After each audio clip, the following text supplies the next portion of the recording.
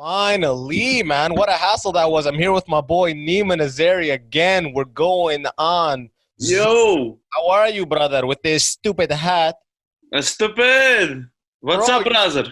that's what I'm talking. That's high level right there, man. That's man keeps that branding consistent right there. Let's go. I don't play games, homie. Let's I don't play go. no games out That's here, my bro. boy. If you're not Let's familiar go. with Neema, he's that big ass Persian dude on Instagram taking over. Okay, all right. Let's Take a look. go. Take a look, bro. Every day you start a new.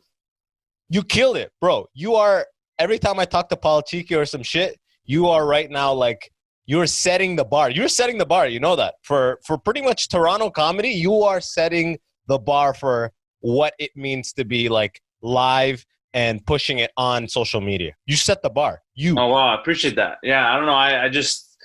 I've been in the groove for a while now, and I can't stop. You know what I mean? So I'm just gonna keep going. Yeah, I'm hanging out with Paul Chico like a month back. He's like, yo, bro, Linktree, man. Use Linktree. I need to tell me about. Like, you're telling him shit, and it's trickling through to me. You know what I mean? Hey, man, it works, though, you know. I don't care. I mean, I'm not one to hide secrets or anything or whatever. I don't mind. Well, once you start creating the content, you Sorry? realize there are no secrets. It's just consistency and Just consistency. That's it, really. Yeah. And, well, I mean, there are some tips, obviously, tips and tricks that help. But other than that, it's very, very simple, man. Just fucking put out good content, quality, consistently. Bro, you're going to laugh at this. When I first moved to Toronto, remember those videos I was making with Max, Plus Time Comedy? Oh, I remember that. Yeah.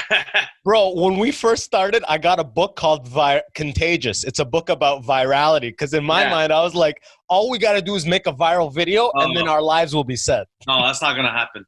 It's not like that anymore at all. It's not. That's not gonna happen, man. If you think that way, it's never gonna work. Bro, that's why it was like a year and a half of just kind of spinning wheels. Like, we got to make the video that'll get a lot of views and then we're set. We're so stupid. Yeah, I mean, like, hey, it's okay. You started somewhere. You know, now you know better. Now it's shifted completely to like, yo, it's literally just a matter of consistency and finding your theme, your lane, your X factor, whatever it is. Exactly, man. It's sorry, I was just fixing my lighting because. Oh, I see. I see exactly what you're doing, bro. Yeah, but is it better now? You can see me. Yeah, you're clear. You're looking sharp. You're looking fresh as now. Looking fresh as fuck, fam. Yeah. I know you're blessed. Yeah, we're blessed though. Yeah. But yeah, I mean, I get that. I used to think that way too, and when I first started YouTube, I was searching, okay, how to go viral. I see all these fucking pranksters going viral, and I was like, yo, I'm going to do the same thing. And I did do some of the same things. My videos fucking bombed. I was like, what am I doing different, right? And then that was later on when I figured out, oh, okay, well, these guys actually have a theme with their videos. They have consistency with their videos, and they're doing it correctly. Like, they just know what they're doing exactly. I was just kind of like, trying random shit, just thinking it would work. Yeah, exactly. Just throwing shit on the wall, seeing what sticks, you know? Yeah, literally. Like, you're just kind of like aimlessly driving somewhere. You don't even know where you're going. That's not going to work. The best way I can put it is like, you know where you're going, and along the way, it's just going to go left, right, back, and shit like that. But eventually, you'll get there because you know where you're going. Exactly. That's the way you just have to keep chipping away, and that's it. What's your process now with like idea generation? With the what? With like idea generation, like do you get up and write ideas? Do you what's your brainstorming process for? Because you have a lot of really like sub video themes. You know what I mean? Yeah. Like, you have a lot of like let's say shows. We'll say almost you've structured your whole Instagram and stuff to be almost like a network. Yeah, it's like a media channel. I like you said you do the Neema Naz or Neema TV. You plug it at the beginning. I like everything you're doing with it. It's sick, man. It looks smooth and it looks like a station. That's great. Yeah, no, I learned that all from Gary Vee, honestly. Are you a big fan? Do you think he says no wrong? No, I don't think he says no wrong. I just first of all, He's relatable to some people. Some people I know just don't like him, or they think they call him out on his bullshit. For me, he's actually helped me a lot and changed my life in many ways. Not because of just like exact things he says, but just like just the way he says things, or some of the things he does say resonates with me hard and kind of gives me motivation every day to like be better, and like it just kind of it really helps me a lot. Some people obviously it doesn't help because they're just on a different path. His passion is contagious. Sorry? His passion is pretty contagious, huh? His passion. That's what I'm saying. Like his drive, his passion, just like his positivity too, man. Like he preaches positivity and kindness and shit, and also like fucking work hard and like don't give up, stuff like that. You know what I mean? Like it resonates hard with me. So I love him to death. He helps me a lot. But I learned all the little tips that you see from him, because at the beginning of his videos, he always has a hook at the beginning with like 2 seconds of him talking about something juicy, and then it's like stops and does the like his like logo comes and the sound bite, and that's where I learned to do my thing too, and then it worked, man. Because and people like watching, they're like, they see the first 2 seconds, they're like, oh, what's that? And then it stops, and then it goes to the beginning of the video. So then now they're like, oh fuck, I have to watch till that point, and then they end up watching most of it. Yeah, there's a lot of like, the more videos you create, the more you realize what you have to do right off the top. You got 5-second window right off the top. Not even, 3 seconds, yeah. Yeah. That's what I'm saying. You gotta get people's attention right away. Man, so, it's just a nonstop learning process. But it's sick. If you go back, the only thing that's really pushing me through, because I'm kind of at the infancy of it. My TikTok is going well just because that's popping off like app-wise. But the Instagram, I'm still not getting favored by the algorithm. So I'm in the infancy of this whole thing. But it's cool to see your early video and your most recent video, Yeah. And you're like, whoa, man, I came a long way. And it's not like blowing up, but it's like, it's clearly way better. And the interaction with it is clearly way better. So the progress is clear. It's a good feeling. Exactly. And why wouldn't you want to do that? Because wouldn't you rather get to the point where your videos are actually quality now before you blow up, right? Or before you get some fans, right? Because you don't want to blow up right away when it's just like a random video. And then the next videos are going to be shit because you haven't done it. Exactly, dude. I was hanging out. A backlog ready. A whole catalog, It's like compound interest, right? Yeah, exactly. Dude, I was hanging out with my buddy and his older brothers who like I grew up around. And this weekend I was like, yo, I know you're in The Boys season 2. I am. We're all waiting for season 2 to drop, right? Actually, Neema and I were both rep by the same agent and the same company. So it's let's go. Let's get it. But I'm talking to them and they're like, I'm talking about comedy and doing stand-up and the state of it with COVID, what's going to happen, all this stuff. And I told them, I've done acting. I'm in The Boys season 2. It's going to come out. I'm in some other stuff. And they're like, bro, if you do that, you can just get out of comedy. You can just be an actor. Because they think like in their mind, they're like, that's the highest level props, the highest level things to be an actor. And I'm like, fuck that, yo. That's a trap. You got to be a stand-up who can act on the side. That's the key. That's the key. And makes videos online. Exactly. Nonstop, bro. They literally diversify. It's like investment, man. You have a diversified portfolio, Yeah, 100%. Because if one fails or this one is like off for a bit, like stand-up is, you got to have the other one or the other one. You know what I mean? And look what happened to you, man. You killed it. You killed it. Everyone's like, yeah, he's going hard on Instagram. So what? He's got funny videos. So what? Then you get noticed by big stand-ups. You know what I mean? By like the Persian community of stand-ups in Toronto. You went on the road a couple months back and I had you on the podcast like last year sometime. Yeah, it was before all that. Yeah, before you went on the road with like Maz Jabrani, or you opened up for Maz. I think you went on the road to open for Maz. In May. Yeah, early May, or April, but then it got postponed because of COVID. But we're gonna do it again in November. So I'm still opening for him. It's just like postponed. And you got on the radar through your Instagram, right? Yeah, 100%, easily. I love that, bro. That's what the dream is. Yeah, like how else was I going to get noticed, right? This early on in my career, there's no other way. You know what? One thing I'm jealous of, I'll be honest, is Persians. There's so much community around Persian and Irani. Persians love being Persian. Like if you hashtag Persian, there's like 10 million hashtag. If you hashtag Sudanese, it's 370,000. You know what I mean? It's Persians love being like going to Maz, going to whoever it may be, right? Yeah. But like, but that's like, I'm not using that as an excuse. Like, yo, you did nothing, man. It's just because you're like some dumbass may say that shit. Yeah, you don't realize the crazy hours beforehand just to get on the radar. Yeah, 100%. And like, man, I was doing videos for fucking 4 years before this all happened. On YouTube. On YouTube. Yeah. I started on Instagram and on top of doing YouTube. And then finally shit started hitting. But also, even like you talk about Persians, like I look at Persians, I'm like, yeah, this is great. But fucking even the Italian community is even stronger. Exactly. They're massive. They're bigger. They're the thing. That's the Sebastian. After that, it's fucking the Indian community. And then fucking, you know, like it's even bigger and bigger.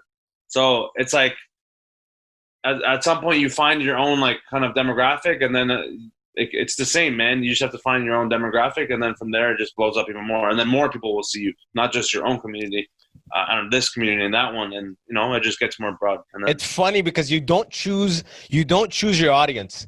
They come to you and you get to see who they are, right? Yeah, I know. It's fun. You know, you see all my TikToks and my Instagram and stuff. A lot of my Instagram follows these days are young Muslim hijabi girls.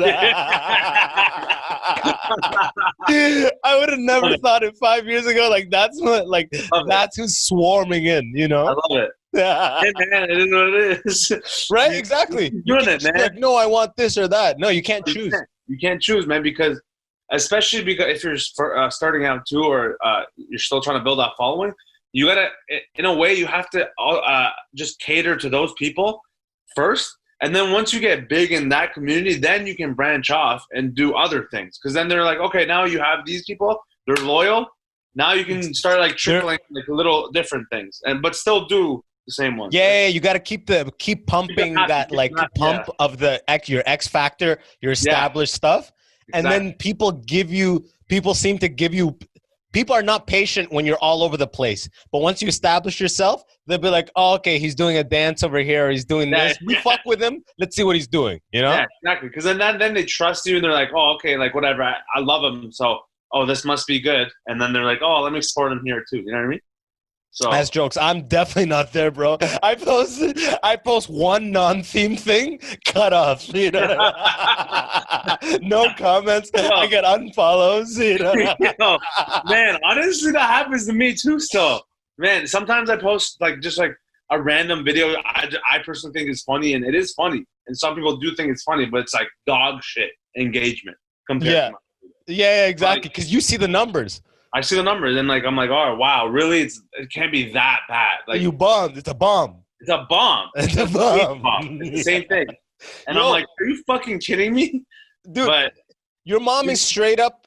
Your mom is like, how is she handling all this? Because your mom is like involved in a lot of your content. Yeah. Does she love it, or you kind of come up to her like, "Mama, what are you cooking? Let me snap this real quick or something." Yeah. Or is she like, Neema, come, I'm doing something. You know what I mean? Like, how is it?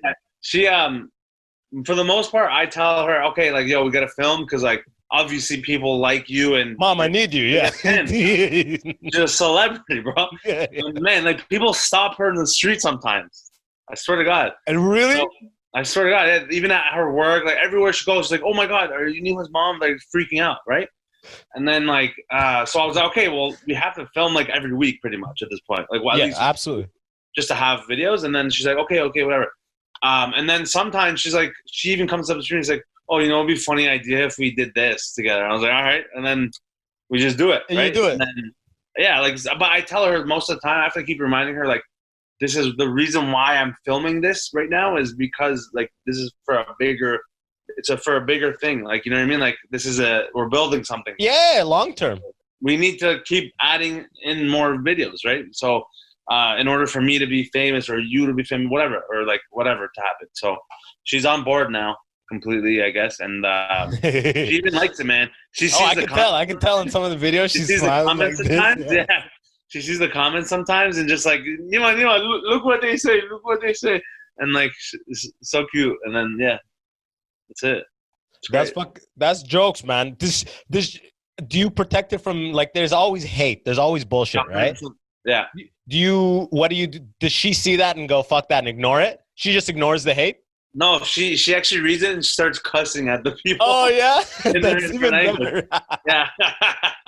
It's actually pretty funny. She's like, she reads the good ones. She's like, look what they say, look, and then she's like, and then she's like, oh, look at this fucking idiot. And blah blah blah blah blah. Yeah, fuck you, fuck your mom, fuck your mother. You know what I mean? Like, some people are such losers, bro. It's crazy. I posted a video of like I'm making fun of like when the office receptionist just comes back from vacation. Oh yeah, the Karen. Yeah, Sheila, and you're like, fuck you, but whatever. Dude, some guy goes like, is anybody else gonna comment on the fact that it's an actual wig? I'm like, bro, I make daily videos. That's a prop investment, you fucking loser. What are you fucking talking about? Why are you watching this and being out of everything here? That's the thing that in your mind people are like, yo, they're gonna. Is that a real wig?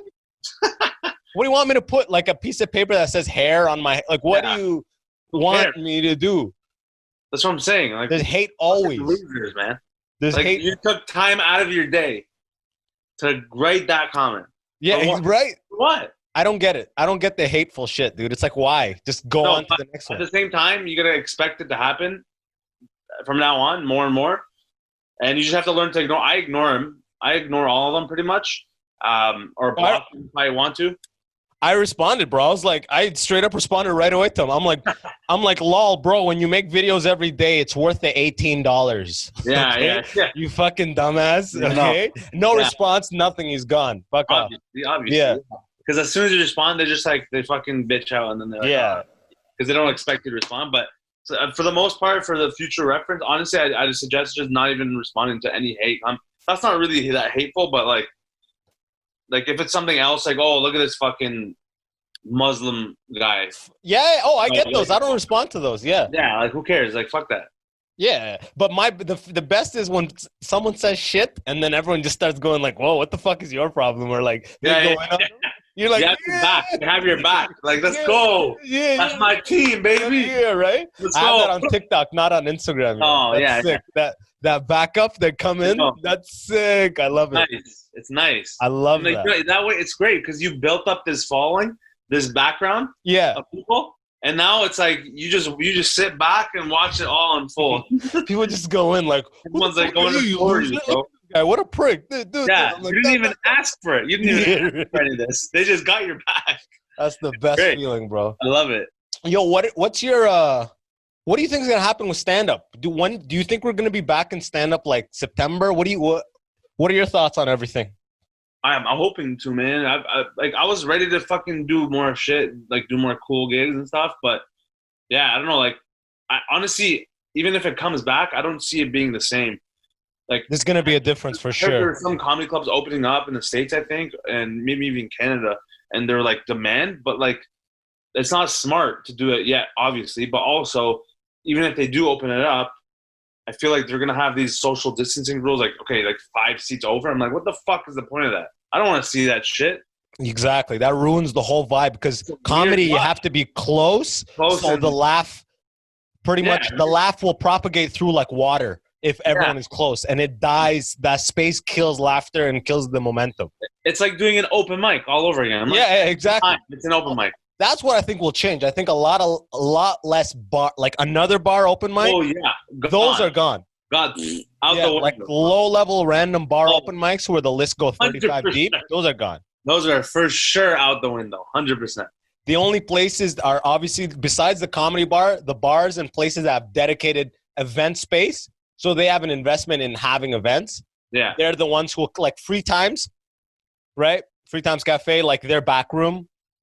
They can keep going on, but like a bar where we're just in the back corner and someone and 30 comics are lingering, that's done. Oh, that's not happening. Yeah, that's what I'm saying. Like it's funny because I'm thinking about all the open micers who just do open mics. I'm like, what the fuck are these people gonna do? Because at least we've done it for a while and and we can do some shows here and there. At least because. We've done our fair share of open mics and we know people who can get us some book shows. But the open micers, I'm like, we're like those people who have to keep like just starting out. I feel like so many of them are just gonna like give up because it's like they don't have the resource to do open mics anymore as much. You know what I mean? Yeah, I feel like it's good. Once it goes back, we're gonna lose at least 15 to 20 25% of the comics. The ones who are like halfway in it, they maybe dipped home because they didn't have money, or they're out of it, right? 100%. And those other 80% left, we're going to be fighting for like 50% of the stages, probably. So it's going to get way more aggressive. And the people who aren't established are just going to fall by the wayside. I feel 100%. Like. Yeah, it's going to be even more of like a cutthroat, a close circle of people getting the spots. Then you'll see, then the shows will, I hope, but it never really works like this. You think the shows are going to start having proper lineups, but in reality, it's still this like, if you book it and you have 3 friends who are comics, you're going to put them on. It doesn't matter if they're funny or not. They're just, that's how half of the game is, you know? Yeah, I know. Yeah. And like the audience too. I don't know. The audience it's going to take a while before people be comfortable coming into a small space and sitting next to each other. Exactly. Just for an hour and a half just to fucking watch people. Yeah. Talk, and especially talk in a microphone like, you know, they're talking at them. Have you done virtual comedy? Row, bro. What? Front row? The front row is out. Done. Yeah, right. Done. No one's sitting front row anymore. No, because like, all the comics spitting while they're talking, that's not happening. No one's going to want that. Especially at like the small establishments, like the corner and stuff, comedy bar. Oh, I don't know what's going to happen with that. Done, bro. Done. Fuck, dude. Yeah. What's it called? Have you tried the virtual comedy shit? I won't. I haven't. I won't. Have you? The Zoom comedy shows? I don't know if it's on Zoom or what the fuck it is, but where you do stand up into a camera. Yeah, I've done a couple of these fucking Zoom shows, but it's like, it's so shit. I hate it. Like it's like doing a live stream. Yeah. A live stream. And you're just talking and you're like, no one's reacting. So it's just talking to yourself. And it's like you're practicing yourself in a mirror, except it's other people are watching you doing it. Right? People don't realize how much of a give and take stand-up is. You need the live audience there. Yeah. Otherwise, it's just this weird, I don't know what the fuck you would call it. It's a monologue. It is. It's a straight-up monologue. It's like a self-tape. It's a self-tape. Yeah, right. You're doing a self-tape live in front of people who are like, oh, okay, I see what he did there.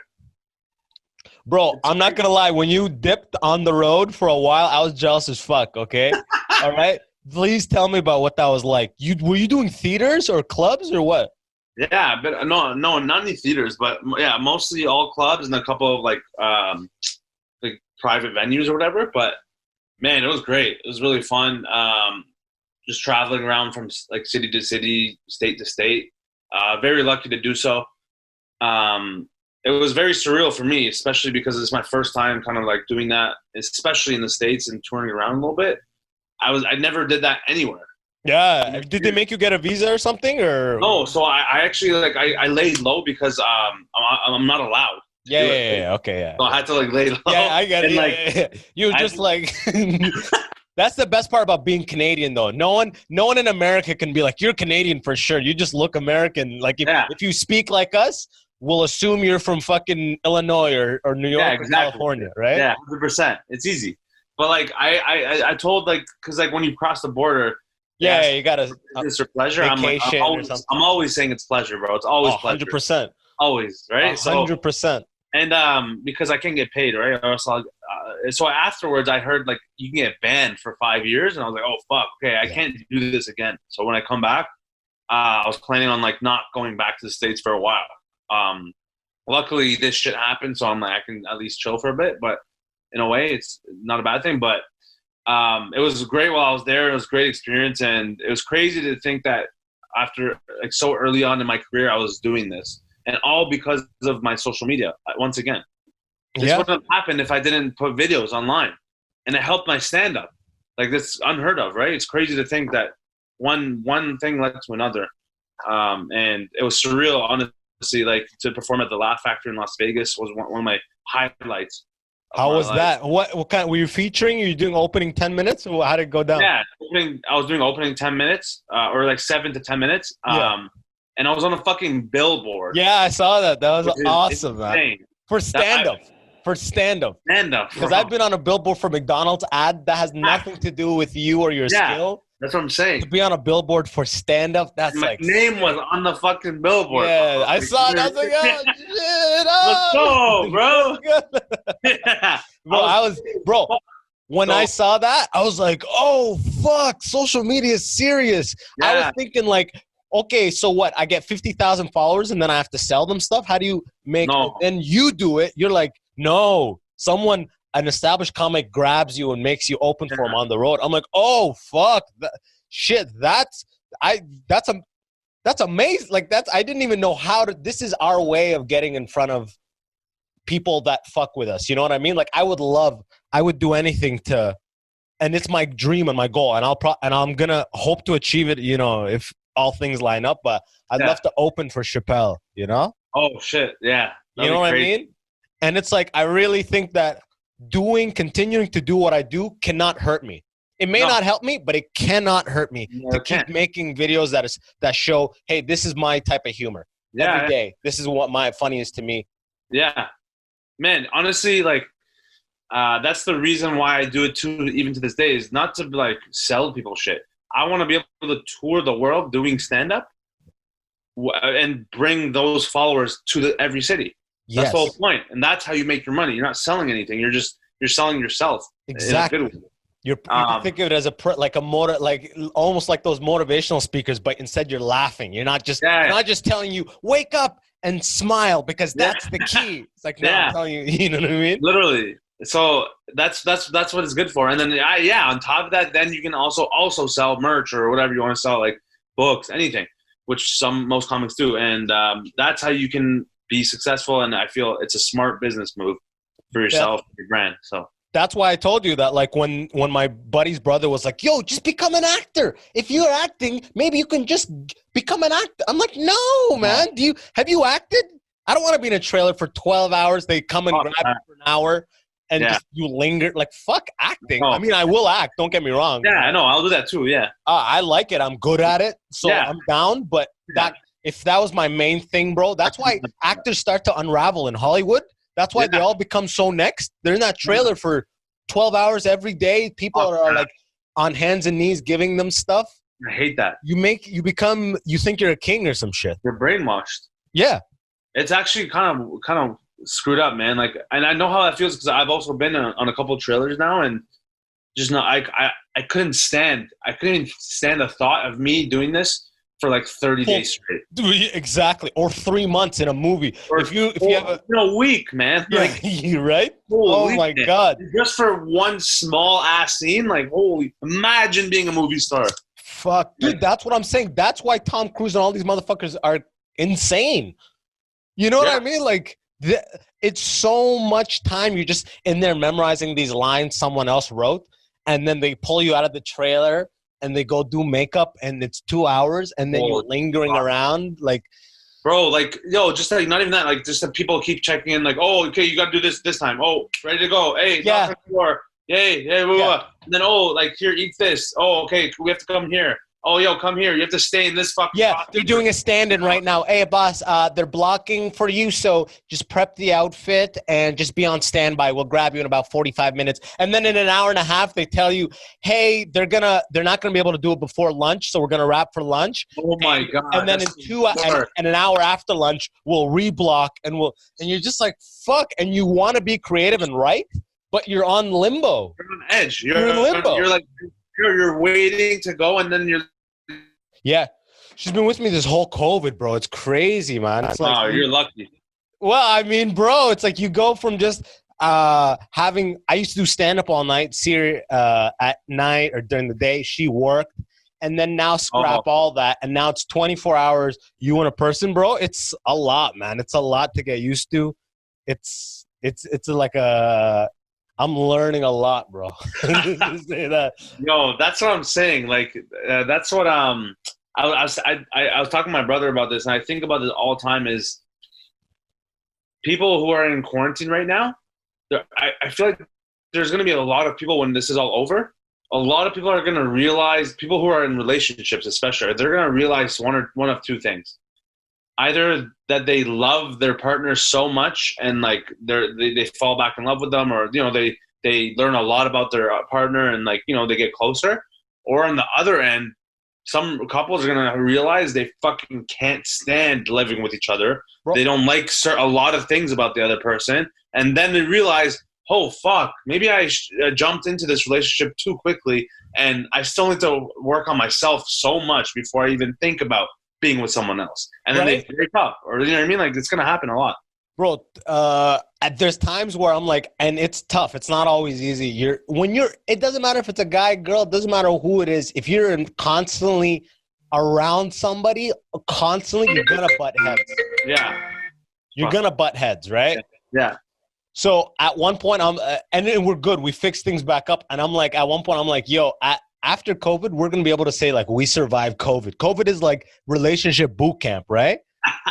Right? Yeah. It is relationship boot camp right now, bro. And did you hear that China's divorce rates tripled since quarantining happened? Wow. See, that's what I'm saying. People have to see each other 24/7. Like, yo, fuck, I can't do it. I can't do this. Saying. Exactly. That's what in a way, I think it's a good thing in a way, because it's like, I feel like a lot, not even relationships, like a lot of people will wake up and realize, holy fuck, I'm doing nothing all day. I have no hobbies. Oh, I don't know what I'm doing I hate my job.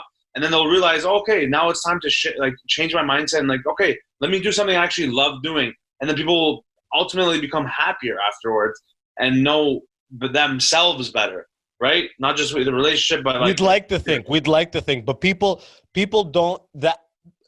across the board, they don't have this like, self-improvement mindset. Like think I know everybody does, but that's because you're a hustler, you're listening to Gary Vee, you're following your passion. So you're like, this is the time for people who work a corporate job to be like, yo, I want to play the fucking clarinet. You know what I mean? But they're not, bro. They're not. That's true. People are gonna go right back to that thing once it's over. And it's like, but what I am interested to see is a couple of years from now, when you ask people, when you get into this or when did this start? I want people to be like, oh, when COVID happened, I followed my dream. That'd be sick. A couple of years from now, to like, exactly. COVID passions happened during this time. Exactly. Thank you, COVID, bro. Blessing in disguise. Bro, it's amazing. It's truly amazing. There's so many things. There was this McDonald's commercial I got 3 recalls for that I was so close to booking, and I didn't book it. And I was like, fuck. And then 2 weeks later, COVID hit, and they canceled the production. I was like, yeah. Yeah, bitch. I couldn't deal with the fact that I just didn't book it. That's bullshit. I know, but that's the cutthroat part of the industry. You never know. Yeah, man. You never know. That's another thing people don't realize about actors. Actors are more often rejected than comics. You bomb less often than you get rejected for an audition. You know? No, that's very true. If you book 1 in 10 things, you're like an amazing actor. I know, yeah. If you book 1 in 10 auditions, you're God level. You know what I mean? So it's like, but if you bomb, like, you know, actually 1 in 10 bombs would be pretty amazing. Like if you did 10 sets and 1 bomb. Yeah, that's incredible. Yeah, you're pretty damn good. Did you bomb? Yo, by the way, did you bomb anytime on the road? Yeah, a couple times. Yeah, I remember. Do tell. Yeah. Oh man, I think one of them was like all of us just fucking bombed hard. Yeah. No one was feeling it. Where was it? I think it was Connecticut. No, Connecticut. Well, actually, yeah, kind of. Actually, that was one of them. Connecticut's supposed to be the worst place to do comedy. It was pretty shit, and we did it. Actually, it was at a college, so it was like a bunch of students. And it was a college gig. Honestly, is the hardest shit I've ever done. Because like you have to be like they ask for specific stuff, and you can't do this, you can't do that, you can't do this. Like you have to like watch what you say, pretty much. Really? Yeah, because it's like very clean, pretty much, and like you can't talk about fucking LGBTQ. You can't do this. Race. All these trigger things, you gotta avoid them. You literally, because it's all like these young like fucking. Yeah, they're ready to write a blog. Ready to fucking riot. Yeah, ready to fucking type on the keyboard, but. That was definitely the hardest because like they chuckled here and there, but like man, for 7 minutes straight, like pretty much everyone's just staring at you, and like nothing was landing. Anything I tried, there's just nothing. Like they're just I don't know. It's like the younger generation I feel is just like not ready to fucking laugh at regular stuff. The college crowd, bro. It's that college bubble crowd. We're all in a bubble with one another. Yeah, but like I learned a lot from it, and I just like now I know like what to expect going into college because that was my first ever one. But man, other than that, another place was in Texas. It was in El Paso. Okay. Also, it was also a great place because we did 3 shows. It was over the weekend. Okay. It was three different nights in a row. We did shows there. Friday, Saturday, Sunday. Sorry, it was Friday and Saturday. 2 shows. Friday, 1 Friday, 2 shows Saturday. Mm. So the early show on Saturday. So the Friday show, the Friday show was fucking slammed. It was sick. It was like fire. And then Saturday came. I was like, let's go again. Let's get it. The early show. Holy fuck. It was so bad. Yeah. I think that's one of the worst I've ever done. Was it 7 or 8 o'clock? Do you remember? 7. It was 7. It was like, that's early, man. If people aren't like buzzed enough, and it's Texas, 7 o'clock at Texas is still pretty light outside, right? Yeah, and like people are just like they don't even know why they don't want to be there. They're like, I want to be on a fucking ranch drinking beers and shit. I don't know, you know what I mean? Like they don't give a fuck. And honestly, the one thing I learned about like Texas specifically or in the States is like their humor is like it's very it has to be very simple, and also at the same time.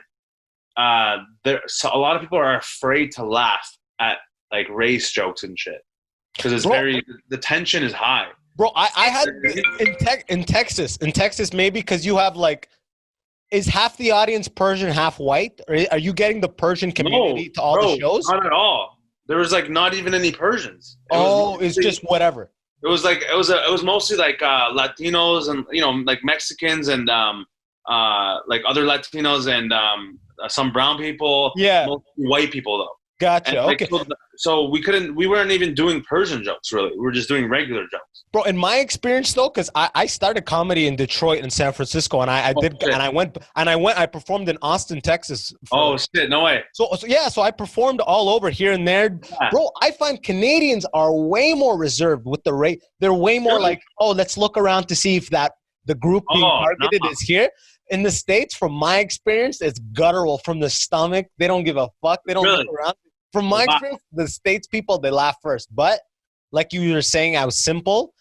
It's like in the States, attitude goes more way. It goes further, like your attitude on the stage. Yeah. But in Canada, it's what goes further is the words being said. Yeah, 100%. Because that's what I noticed, man. In Texas, like, people are, I hate to say it, but like they're just like not as smart. And like you just have to make it as easy as possible for them to understand. Yeah, like I'm mad at your emotion has to be clear about whatever the joke is. Like you can't say shit like, I'm fucking I'm so stoic and shit. Like yeah. You know what I mean? Like they don't know what the hell you're talking about. So, yeah, exactly, right? It's like it's like you're talking to like a kid pretty much, but like it's like reluctance is the key. No chance it's gonna work. No chance. Other than that, though, it's still a fun experience, and like it's cool seeing different audiences and demographics in different cities, just what they like. That's the best part about touring, man, is like just seeing the different types of people and what they laugh at. It's so fun and cool to learn about. That's why comics are so grounded, unlike actors. That's why you feel if you're gonna sit on a train or a plane or a cab or whatever next to an actor or a comic, it's gonna be a total different type of conversation. 100%. The comics are grounded. They see reality on a daily basis, where I feel like the longer you act, the more you are in this fake bubble. Like, let's say you do a Mad Max type of movie. So you go to Australia, but you're still in the trailer and they're putting the blood makeup on you. And you're like, It's weird, man. And you go back to LA and you see the premiere and you shake hands and you hug people and you try to win the thing for it.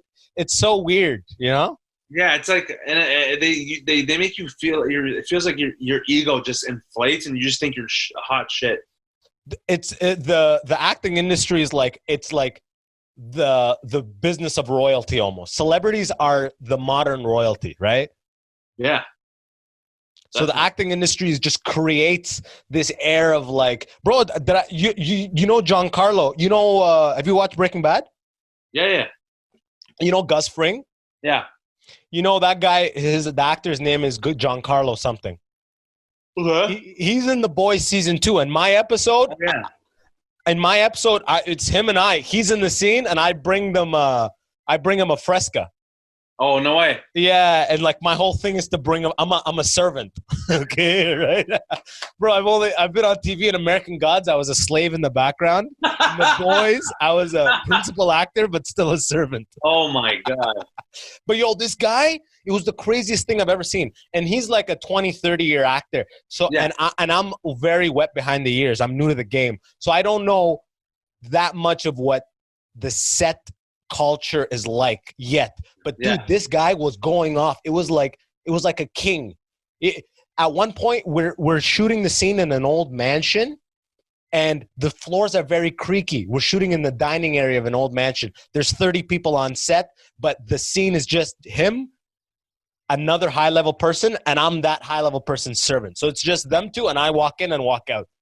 And at one point, they're doing the scene, and someone is in the other room, some of the crew, right? And he's like leaning, and the floor is creaking. And bro, this guy, Gus Fring, Giancarlo, he's doing his thing. He's talking to the guy, and in mid-talk, he goes, "What are we?" And he stands up, chest out. He goes, "I thought we were filming a thing here. Are we filming TV or what? You know what? I'm going to my trailer."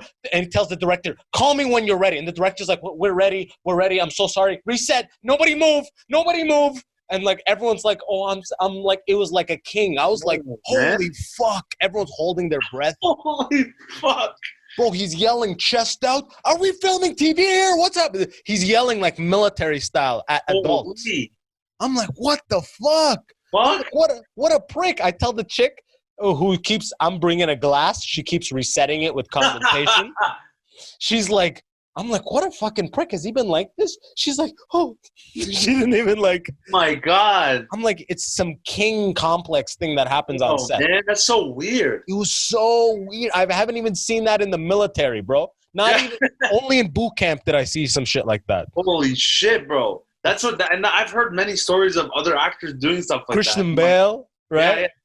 Bro, and like the worst part is the crew that has to deal with that always. Exactly, that's what they're I'm like saying. on their toes, bro. It's like walking on eggshells. It's like being jesters and like people of like. It's like being around a king and you're just trying to. It was literally like he was a king. The director, you know, body language. The director, when he was like, "I'm going to my trailer. Call me when you're ready to shoot," and he goes, "No.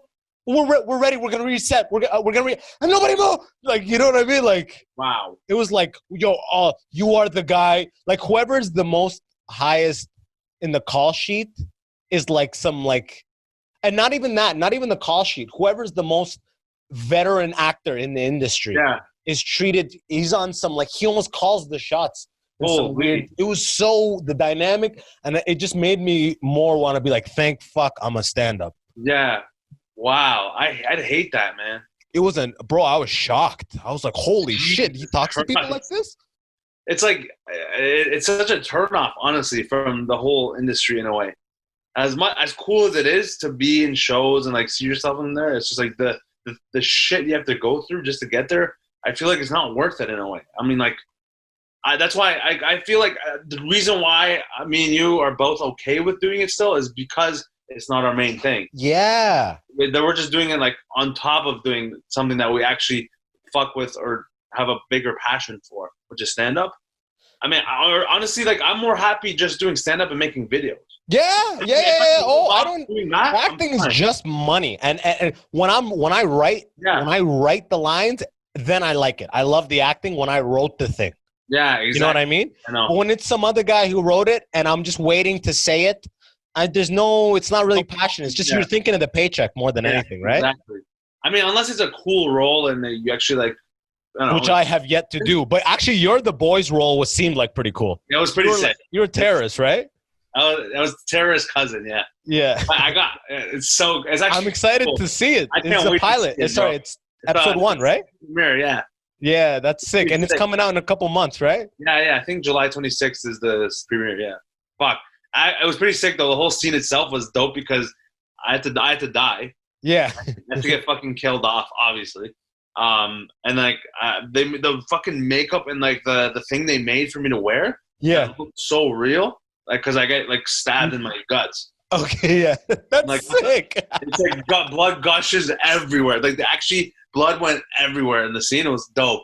But yeah, it was cool. But like, I imagine there are roles where like you have to just stand there and you just have to like stand there for fucking hours doing nothing. I'm like, that's terrible. I don't want to do that. Bro, my heart goes out to full-time actors who are obsessed with nothing but acting.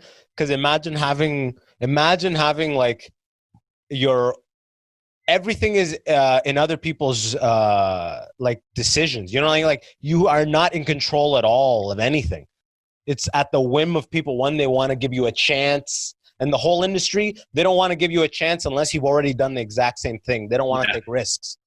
Fuck, man. Like, man, all these people who bust their ass or like just like suffer through auditions and all these processes just to do one fucking scene or something. To get approved. Like, just to get approved, like to get one scene and then they keep going for years not getting anything. And you're not doing anything else. You're just working to survive, to do auditions. Exactly. Are you fucked? I could never do that. That's why, and I know you have you're a big fan of Seth Rogen. That's why I got a lot of respect for the Seth Rogen camp of comedian actors. I love it. Because they take it to the script. They put it together. They go, let's write it. That's the only way I think to have like any control and longevity as an actor is like, yo, let's write it. I'm auditioning. Nothing is happening. I'm a good actor. I know it.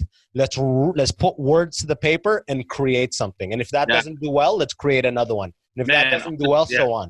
Exactly. I love that the most, man. And that's exactly what I want to do for the future is like have a team like that. Because bro, that's what I'm hoping this Toronto thing comes. Yeah. I'm hoping we become a camp. Yeah, man. Like imagine being like a guy like Seth Rogen who has his own crew and like every movie you just act with your boys or like whoever. You're, like that's so Adam Sandler put the model together. That's what I'm saying. It's easy. And like you have certain like any role for someone you know because you just like you used to be friends with them and like you just know what they would be good in and like you're familiar with them and it's more fun that way. You have just fun on set. Exactly. It's all like, about people. Bro, that's it. From listening to podcasts of like very established actors, it seems that the most key to longevity in the acting business in Hollywood is be good around to be on set. Yeah. Be decent to be around. If you are a good person to be around, if you're enjoyable to be around on set, that's the best thing you can do for your career. Yeah, exactly. It's like we're saying there's so much time on set of not acting. If you're insufferable, if you're a piece of shit in that time, you're done. You're just putting nails in your coffin for next. Man, I could never, bro. I could never imagine being like that. I pride myself in being like that guy who's just like easy to talk to, and I like getting along with people. And I can't imagine. I know people who are like that, who just like think they're fucking all that, and like, no, I have to be in the zone. Yo, don't fucking talk to me. I'm in the fucking zone. You know what I mean? Like, chill, bro. Like, it's not that serious. You have 2 lines. Exactly, right? Relax, you know? Okay? Like, it's not your big break. Shut the fuck up. Can I get a double-double? Can I get a double-double? Oh, my God. Get your own fucking snack, man. Yeah. You're Rice Krispie. Fucking ridiculous. Yeah, dude. like, so I feel for the crew and shit like that, too. And, like, but even the crew, too, sometimes I'm like, I feel bad just, like, even, like, talking to them. Like, I feel like they're just so stressed. Because they're always running around, and I'm like, I don't even want to say anything, so I just like keep to myself. But like I can't imagine being around these shitty actors, man. Bro, when I did the last time, I think I was background, or maybe it was the boys. I forget. Last time I was on set, I was there, and it was a night shoot, and the people there were there from 8, and they were leaving at 1 a.m. So. And they're adults. I'm like, don't you have family? How can you afford to leave your house at 8 a.m. and come back at 1 a.m.? Don't you have children? Like, how does this work with scheduling a life? Yeah, you can't. These set people, they never leave the set, bro. Never. Like, how does this work? And like, what I'm wondering is how the fuck could this possibly be a passion of yours? Like, I mean, like, I get it if it is, but like, man, if it's not a passion of yours, how are you doing this? You can't. Yeah, you just won't last, or you'll be miserable. You have to love fucking holding a camera for 18 hours. And people do, and the people do, dude. I know. which is, I don't get it. I'm like, I mean, power to you, but I could never. And that's why I'm saying, I'm like, I'm hoping you love this. You know what it is? People love movies. People are obsessed with movies, but they are they might be super afraid or have zero interest of public speaking, acting.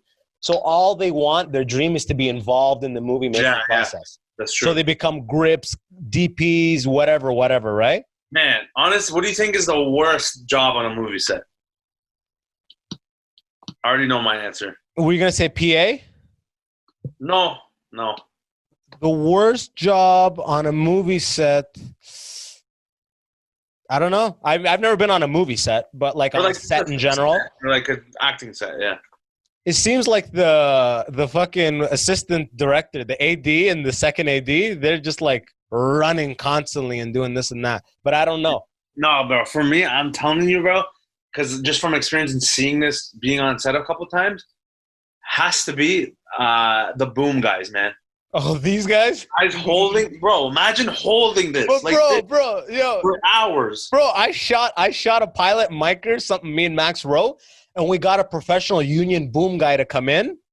This guy named Laszlo, bro. The boom, it's carbon fiber. What does that mean? It means it's super light. Oh yeah. And the mic is like a third of a pound. So that whole setup is literally like 1 pound. So it's literally like what they do is they'll like lock in like their elbow, their fucking shoulder joint. Yeah. They like they do a lock thing. Yeah. But it's very light. But it's like carbon fiber. Because I thought the same shit. I'm like, yo, this guy, it's carbon fiber. I held it. It's light as fuck. Yeah, but not only that though, they have the thing strapped onto them, the whole like. Yeah, with the hardware of the recording device. Yeah. And they're like, this is scene 3A. Yeah, I'm like, bro, like, I can't imagine doing that every day. Like, I can't. Like, that's the hardest shit I've ever, like. Yeah, but the guy I was working, bro, the guy, his daily rate, his, like, union daily rate's a G. So it's like. Oh, fuck, he's making bank, yeah. Yeah, exactly. So he's, you know what it is? You just get used to the money. You get a car and a place that, like, it makes it so you can't stop getting that money, and then you're trapped. I get that, but I could never be that. I could never do that. That's why, like, I'll never do something. Because you're a creative. You act and you do comedy. But I'm just saying, like, in general, like, I just would never do something just to make more money. I just want to do what is easy and comfortable and that I love doing every day, and then make money off it. But like, the thought of doing something just to make more money, I can't do that. Oh, I did that for a long time, bro. And like, that came to an end. Yeah, that came to an end. Yeah, that's the only way I thought. That's the only way I thought. A lot of people do because they don't know any better. Or they've been fucking fed this idea, you have to do this. To chase the most amount of money possible. I know. Like, I remember in like, one time, I remember Calgary when it was blowing up and everybody was going to Calgary to work in the oil like 10 years ago. Everyone was going to Calgary. Yeah. I went to Calgary to visit my boy around then, and I'm sitting there with all these people, like his boys. None of them are from Calgary. They all came to Calgary for work, and the conversation was just like, yo, there's a postal job over there, and they're just talking about hourly rates. That one's $26 an hour. I can get one that's $30. No one's talking about what the work is, just what the hourly rate is. Oh, my God. That's the only conversation. It'll be like, yo, that's $31 an hour. It doesn't matter what you're doing. It's just, let's try to maximize the number. And that's how I was for like 10 years at least, through high school and through university. Until eventually you make a bunch and you realize it doesn't make a difference at all. You just get trapped. You get a nice place and a nice car, and now you can't stop making that amount of money. Yeah, but like, when does it end? Like, what are you actually happy doing that? Like, I mean, I'm sure there's some people who love doing that and they're happy doing it. But man, guaranteed most people don't actually enjoy that always happening. You know what I mean? Like, yeah, but we're just lucky that we have our sights set on and we've honed in on what we're good at and what we enjoy doing and what comes to us with like little resistance. Yeah. A lot of people hate the job and they just haven't figured that part out yet. So they don't want to jump ship. I jumped ship because I was like, I'm done with that. I'm going fully into open mics. Yeah. You know what I mean? I won't make money for 6 years, 7 years. I'll leave. Yeah. It's a long life. You know what I mean? Like, I don't want to do something I don't want to do. Exactly. That's what I'm saying. And you're so young. You're like, why the fuck would I not put in the work now so I can actually be comfortable later? You know what I mean? Like, because then you'll actually just enjoy you get enjoyment out of your life after.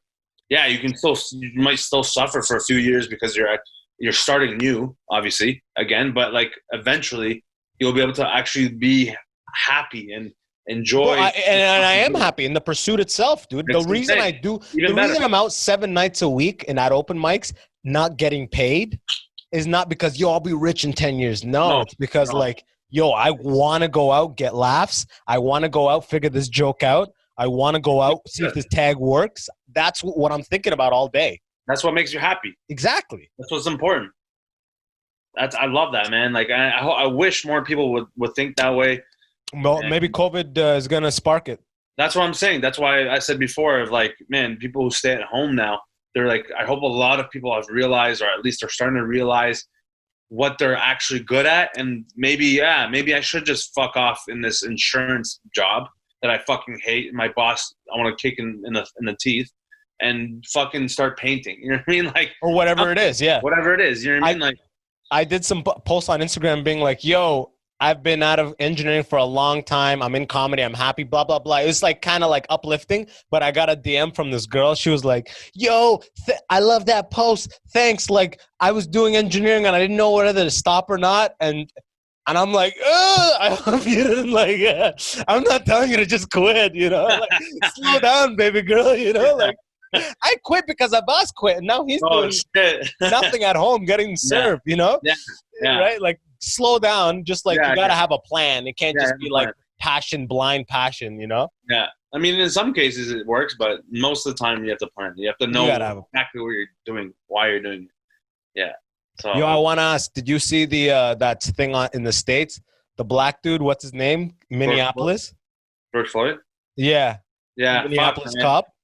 Bro, it seems like the straw that broke the camel's back, huh? That's like everyone's just like, no, seems like some 60s, like high level madness. Bro, that video is straight up just murder, first-degree murder on video. Bro, they charged him for third-degree manslaughter. He could get out with like a couple of years, but if he goes to general public prison, he's gonna die. It's a death sentence. If he goes to general public prison, he's gonna die in prison. Good. Fucking he deserves, man. But I'm saying I want him to be charged for first degree. If he gets acquitted, bro, we think these riots and this shit's hard now. The moment if he gets acquitted, watch what happens to America, bro. It'll be fire. Fuck. Yo, like, and in a way, like I don't really agree with all the fucking looting and rioting, but at the same time, I'm like, what else can they do, man? They've done peaceful protests. They've tried every other option. Nothing's worked. What else is there to do? If this is what it takes, then go ahead. No, you know what it is? There's a couple niggas that wait for someone to get killed, just be like, I'm trying to get that 55-inch. You know what I mean? Like, there's a lot of those people that are just 100%. Waiting for someone to get killed so they can get their fucking Christmas shopping done, right? Yeah. Hey, but man. That doesn't help anything. That, if anything, that just makes things worse because they're like, look, they're looters. There's this and that. Yeah, but like I said, what else is there to do, man? Like they've tried everything, and no one's listened to them. So like, what else are they gonna do? Didn't we just protest something that we got our way like pretty recently? Like these crazy protests. I forget what it was. Like a year ago. So. What? I don't think so. Not the Women's March, the vagina thing for Trump. That didn't do shit. Nothing. No protests really do anything, man. Like that recently, especially for black people. I haven't seen anything work out. Yeah. Man, Colin Kaepernick taking the knee, bro, that did nothing. Actually, that just got him fucked. Yeah, that ruined him. That got him a Nike deal. But Okay, but still, like. Yeah. That's what I'm saying. Like they've tried everything, and people like these situations are just getting worse. And so I'm not black, so I don't know how it feels. It's fucked up, bro. That video pissed me off. I couldn't even finish it. I was so mad and felt so out of control. Yeah. I just wish I could have been behind him from a distance and just taken a rock and thrown the biggest rock at his head.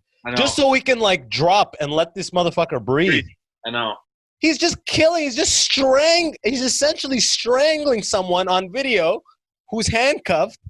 And then he just goes home, and apparently he has a Florida home he tried to dip to quick, huh? Bare people found his address on Twitter. Yeah, they sent the National Guard. Yo, good, bro. Apparently he was trying to order food to his house, and it would never work because the people knew it was this guy's house, and they'd trash his food. They'd fucking like throw the food on the ground and be like, fuck you, and leave. Yeah, good. Like, people would stop his orders before they came to the house. Yo, this guy was like starving probably. Good. And did you hear he knew the guy he killed? Apparently they worked. Yeah, that's more intense. Now it looks like, what the fuck? This is like a straight up personal thing. Yeah. How is this not first degree now? Like even more so. They knew each other. It has to be first degree. That's what pisses me off, bro. Anytime a crime is done and one person is in uniform, it muddies up the whole thing. Yeah. If that guy was in a normal thing, that's murder 100%. But the fact that he's wearing a blue uniform makes it people give him like the benefit. Oh, the black guy must have been doing something. No, dude, it's still murder. He's just wearing a blue fucking uniform. Like even if he did fucking assault somebody or whatever, he's in handcuffs. First of all, there's 4 of you. Yes. He's on the ground. He can't move. They came there because apparently he was trying to use a bad check or something. A non-violent issue. Exactly. Even worse. It's just a straight up death sentence, like in the street. And like, yeah, man. Like when I watched it too, like obviously I got furious too. I was like, I feel my heart rate like getting like faster and like my blood's boiling just watching. I'm like, I'm getting pissed. Imagine how other people feel that are actually black too. So I have compassion for sure. And it's like I rarely feel this way about certain things, but this is like fucking that getting video, in your hand, bro. Yeah. And the fact that Trump tweets, yo, once the looting starts, the shooting starts, he's pretty much threatening his own citizens. Wait, Trump tweeted that? I swear to God. Once the looting starts, the shooting starts? He's like, I'm very disappointed in the mayor of Minneapolis, blah, blah, blah. These thugs are ruining America's society. And and if I need to, I'm bringing in the military to handle the situation because as soon as the looting starts, that's when the shooting starts. Thank you. Like he's like threatening like the citizens of his own country. He's gonna kill his own citizens. Are you fucking insane? That's what I'm saying. That's why shit's getting worse. I'm like, bro, like this is gonna get worse. Yeah. Like you're bringing in the fucking military to kill your own citizens because of your cop. Yeah. Killing innocent. It's like a government and not the military. Like you could tell that, bro, I feel bad for cops too, big time. This is these last couple of years for like, I'm probably 80, 90% of cops are good. You know what I mean? I mean, maybe, yeah. Dude, I've met a lot of cops. They're fucking just like you and me. They're just people at the end of the day. They don't have all this like, in Canada, these are Canadian cops, and I met American cops, right? Yeah. But it's these fucked up ones that keep doing the fucked up shit. So the publicity, there's no publicity on any of the good actions. It's just these fucked up ones that do the fucked up shit, right? Well, so now they all look like killers, bro. There's videos of people just like attacking cop cars everywhere. Everywhere. Like that's not the fucking answer, man. That's just gonna make that's just gonna make cops when they see a black person just be like, oh fuck, they're gonna you know what I mean? It only makes agitation increase. Yeah, so true. Fuck. And like, at what point does it end? Because like all this, the order is gonna just like, it's gonna go ballistic. There's gonna be no order. Everyone's gonna be just crime everywhere. Let's just wait on what the sentence will be. I hopefully they don't draw out this trial forever, but there's a lot of things that are gonna get sparked depending on like the public consensus of whatever his sentence ends up being. Yeah. Whether you know what's fucked? What? You know what's fucked? It's fucked up to say, but you know the people who are like loving this moment the most. Who? First of all, in general, criminals. Yeah, 100%. Specifically, people who are like fucking rapists and shit, or like, you know what I mean, like those people, because like they're like, oh, I'm off the radar a little bit. Let me go and like do something back, because the cops are very preoccupied right now. If only Epstein made it this far, you know what I mean? That's what I'm saying. Like, like maybe I can touch a girl, underage girl. No one's gonna notice because we're dealing with blacks right now. Did you watch the Epstein documentary? Oh, I saw the trailer though. It looks pretty fucked. I need to watch it. Bro, I just finished it. It's sick. We should probably wrap this up, but I'll end on this. Bro, Epstein is so sick that he's fucked. Don't get me wrong. He's fucked. He did a lot of rape and he died and he deserved to die anyway he did. Okay? All the shit he did that's like indisputable, that's a death sentence. But what I admire, I have these weird feelings of admiration as I'm watching, because he's self-made, right? Yeah. And as soon as he caught wind that the like police department was getting all these, like they were beginning to put the cases together and they were building a web around him. As soon as he caught wind of that, guy, he assembled the dream team of lawyers, like America's 7 most fucking high-level Jewish lawyers, just Witzenstein and Gold and this.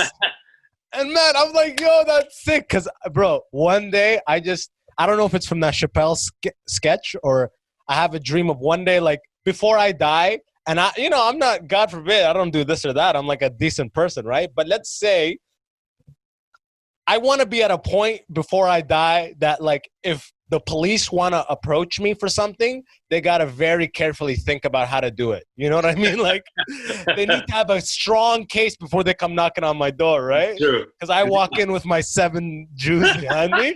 I'm like, yo, they got your back. Yeah, I don't condone the rape at all. But, bro, one day I want to walk in with 7 Jews behind me and be like, let's talk, boys. No, so what do you want to say, huh? What do you want to say? Yo, that's fucked. It's crazy. These lawyers are so powerful. They're asking him like questions like, did you ever see this girl? Did you rape? Are you attracted? Every question his lawyers would be like, objection, argumentative, does not sustain, objection, does not allow. He doesn't have to answer a single question. Whole thing. Crazy. The law is just what you can afford. It's so fucked up. It's crazy, right? It's insane. It's fucked. But whatever, bro. Let's get some high-powered Jewish lawyers and bring me the truth. Man, and still do good things, you know? I'm not saying do bad shit, but just feel a little more free, you know? I know, why not, bro? Fuck it. But sick, man. I was going to ask you, because, like, obviously, after this shit happened, with George Floyd dying, there's all these people, like, posting on social media now, and, like, people are, like, talking about, okay, how to support or share awareness and, like, donate and stuff like that, and, like, trying to, like, educate people on anti-racism and shit like that. Yeah. I just want to get your opinion on this because, like, as a person with, like, a little bit of a following or, just, like, there's always people who expect people with, like, high followings, especially, like, the famous ones. To have a voice in this matter. Yeah, to have a voice, right? Yeah. So it's, like, for me, I'm trying to – because, like, what I've been doing with my brand, because, like, I'm a comedian, right? Mm-hmm. I don't see myself as an influencer, right? I see myself as a comedian brand. Same. And with you, right? Whoever is building up this brand. And I'm like, okay, like, I get it. People want, like, people with voices or big platforms to speak out on these issues. But for me, I've never done that at all, because not even, like, for even Persian stuff or Iran, like, politics, nothing. I'm not a political person. And I never even, like, spoke out about, like, the Iran war, the plane crash in Iran a few months ago. All that shit. Like, yeah. Fucking, like, you're not an activist. You're a comic. Yeah. And, like, doesn't mean I don't care. I care in private, obviously. I know exactly what you mean. I know exactly what you mean. But the dilemma here is, like, because, like, when the Iran shit happened, like, with the plane crash, I don't know if you remember, but, like, of course, I talked a lot about that. Yeah, like when Iran shot their own plane, thinking it was blah blah blah. Yeah. Iranian people died, right? I have a big Persian following. People were like, "You need to talk about this," right? Yeah, there people were messaging me like fucking like because I was silent and not posting about it. And man, so many of these angry Persians were DMing me like hateful shit, like, "Oh, how dare you not post about this? Blah blah blah. You're a disgrace to Persians. Like, you're gonna just you're gonna be silent. How dare you? Like, fuck you. Like, you know what I mean?" And I was like, man, if I post about this one thing, where does it end? Yeah, no, right? Exactly. The next thing's gonna come. Then they're like, yo, you posted about that. How come you don't post about this? Fuck you. Right? Yeah, exactly, bro. I had the same thought with this George Floyd stuff, but my thing is, there's like Marlon, what's his name? Marlon Wayans. Yeah. He goes hard on the act. Half of his posts are like activist stuff. Oh, really? Actors do that a lot, and comics do that too.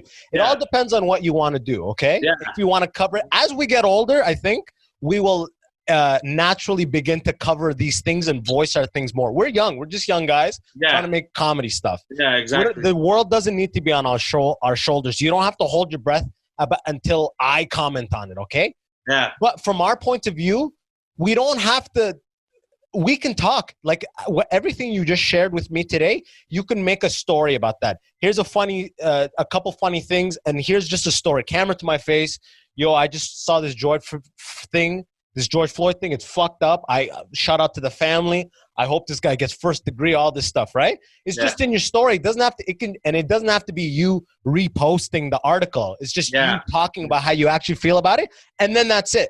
Yeah. And then that's it. You said how you feel about it. I'm not going to be posting every day. Like there's a petition I saw, I signed it. You know, I don't give money to these things just because they usually, anytime something happens, there's a GoFundMe right away. It's like, where's that money going? No. Yeah, no. I'll just say, yo, that was I saw that was fucked up. This is how I feel about it. That's just my own personal feelings about it. Don't expect me to give constant updates of posts because that's not the account. Don't come to this account for that. But I know what happened. This is how I feel about it. Boom. Exactly. Because, like, man, that's what I was thinking. I was like, 'cause I talked to my brother a lot about this, and he tells me every time, like, there's no point of you posting about this because if you post about this, and the next thing that happens, they're going to be like, oh, status quo. This. Where does it end? Exactly. So at some point, every day I'm just going to be posting about political shit when my page is a comedy page. Exactly. So I'm just stop my comedy stuff. Because like something in the world happens that's bad, like I just have to stop everything. Where does it end, right? I can't just like fuck up my own career for other bad shit that happens every day. It's not like when something bad happens in the world, like does an accountant just not go to work? No.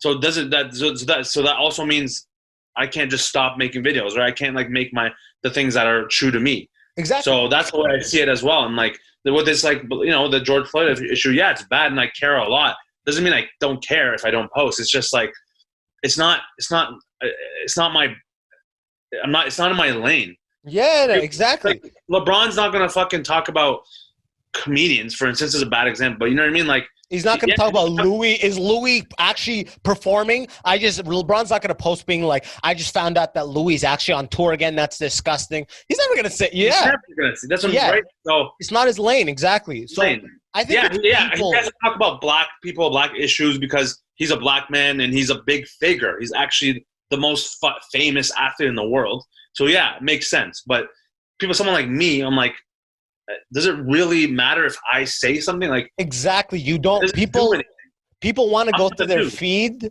and see everybody's different views on the exact same thing. Real Toronto News, the Six Buzz, LeBron, fucking Marl. Everybody was talking about George. Everybody had a thing about it. Yeah. Why are you coming to my page and asking me why I don't have a thing about it? Yeah. I know what's happening. I know it's fucked up. Just because I don't talk about it specifically, it's not on my like agenda to tell you how I feel about all the topical shit that's happening. Exactly. That's guys, yo, check out my new video, but also global warming. It's a real thing. There's a link in my bio. Check out the petition. Exactly. You can't. That's not what I'm trying to do. That's my page is dedicated to my content and my personal life and the things I fuck with. I'm not going to put topical stuff on there. No. Exactly. But you could put topical stuff on your story and just say how you feel. I guess I could do that as well. But even then, I'm like, what's the point? Exactly. Where does it end? Like every day there's crime. Every day there's happening. Well, the next day I talk about, oh, this LGBTQ got shot.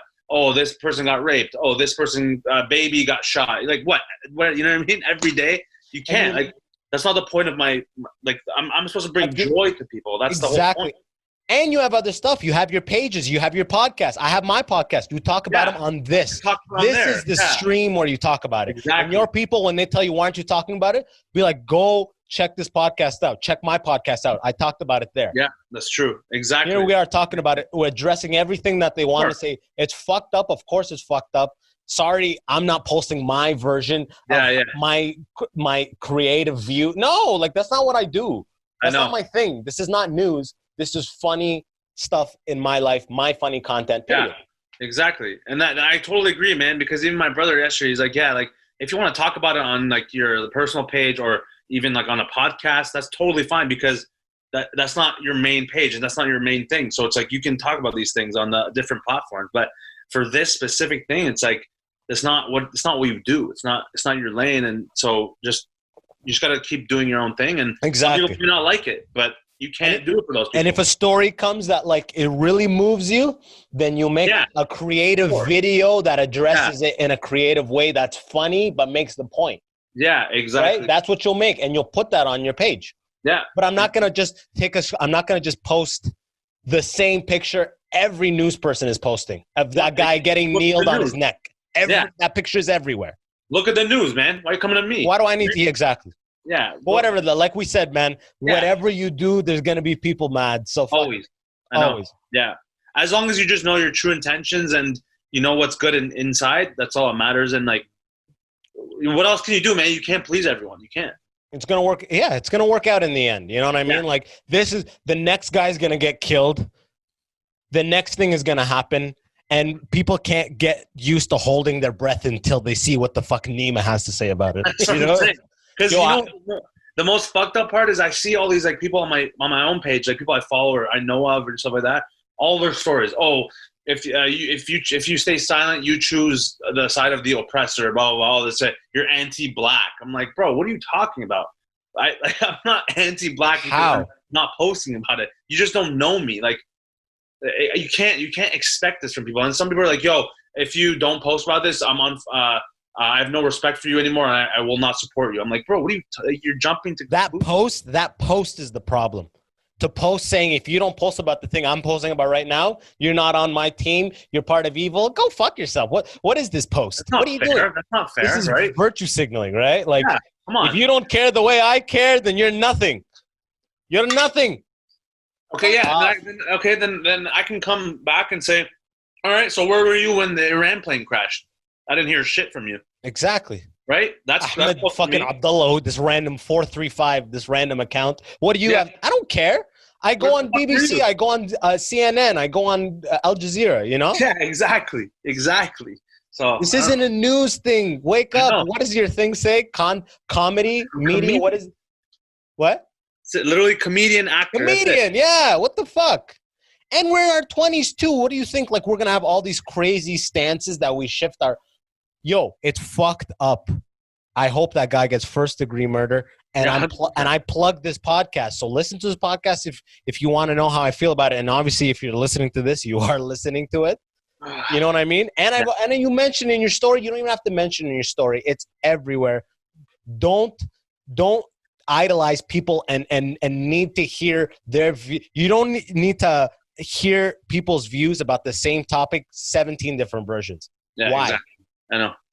Why? If people message me, by all means, I'll let them know the truth.